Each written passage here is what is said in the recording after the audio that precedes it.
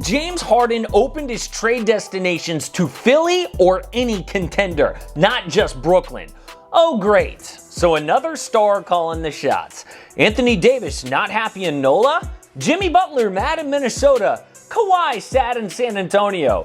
Paul George pissed as a Pacer? Well, James Harden is different. This video explains why the Beard has no say on where he goes, so we can look at any team in a trade. Hey, it's Casey, welcome to AM Hoops. Hit subscribe as we push for 100K by January 1st. But I just wanted to say thanks to all of our Patreon members. Even though we haven't mentioned Patreon in a while, it's still going strong. So I'm putting all of their names right now on the screen. We still do a live chat every Sunday or Monday where we just talk back and forth for Patreon members only. Still get a shout out and a video request. So if you want to join Patreon, the link is below in the description. So those four recent traded stars we mentioned, AD, Jimmy Butler, Kawhi, and PG, all had 1 year left on their deal. That meant their team was screwed. Those franchises acted fast because they could lose their star for nothing. Harden has 2 years left. That's enough time to fix the relationship or wait for the best possible offer. Now I know fixing this mess seems crazy, but why not? I mean, Harden now has John Wall, DeMarcus Cousins, and Christian Wood as teammates. Their potential is sky high. Of course, that is unlikely though. Now, one report says Houston's price for their All-Star is still really steep. They want an All-NBA type player, plus a young talent, plus a ton of draft assets. Jeez. The Nets' offer of Karis LeVert, Spencer Dinwiddie, and picks doesn't sound great. It really looks like the Sixers don't want to give up Ben Simmons or Joel Embiid. So their package of Tobias Harris, Matisse Thybulle, and picks also doesn't look good. That means the rest of the NBA can put their best trade package out there to get James Harden, except for Golden State. A new report says they are out. So let's look at the 6 best remaining offers to see if one makes sense. Number 6, the LA Clippers, trading Paul George, Nick Batum, Luke Kennard, and an unprotected 2027 first for James Harden and Broderick Thomas to make the money work. This is last on the list because right now it would not fly. The Clippers can't meet that Rockets asking price we talked about. Now, it's not horrible. I mean, Batum is on an amazing contract for his skill. Luke Kennard as well, and he's young. Paul George could welcome a change of scenery after being blamed in LA. Imagine a healthy John Wall with Boogie and Paul George as a great front court fit.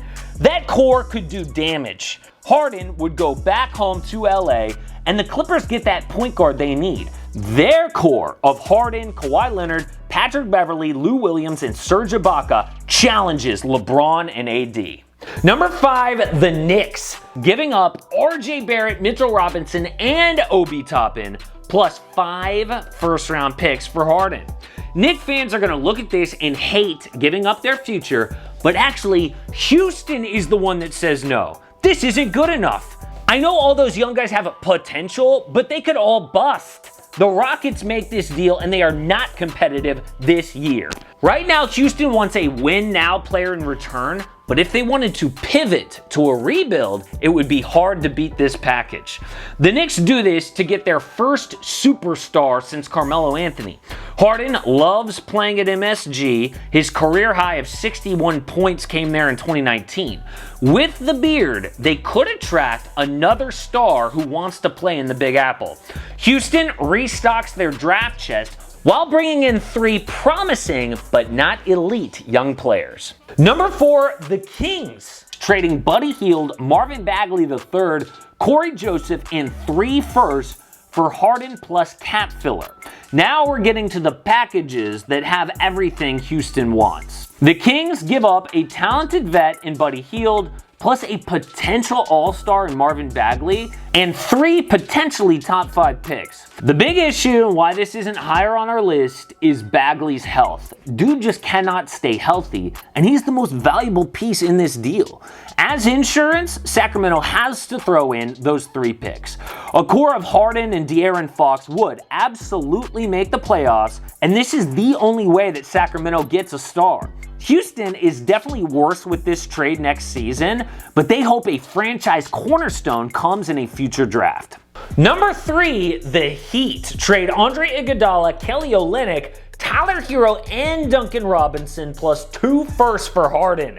This isn't number 1 because there's no proven all-star in this deal. Yes, Hero and Robinson are as good as any young role players in the league, but it was 1 season. What if the Miami Heat culture and Eric Spoelstra's coaching propped them up? So this is still a risk for Houston, but if it paid off, they'd have a great young core. Miami pairs Jimmy Butler with Bam Adebayo and James Harden? That is a finals team the next 2 to 3 years. This deal happens if the Heat don't think Giannis is coming, but actually, it's almost as good as getting the Greek Freak. But the number 2 trade package is the Minnesota Timberwolves, trading D'Angelo Russell, Jarrett Culver, and 3 firsts for Harden. Minnesota is another team that could give Houston exactly what they're asking for. D'Lo is an all-star vet.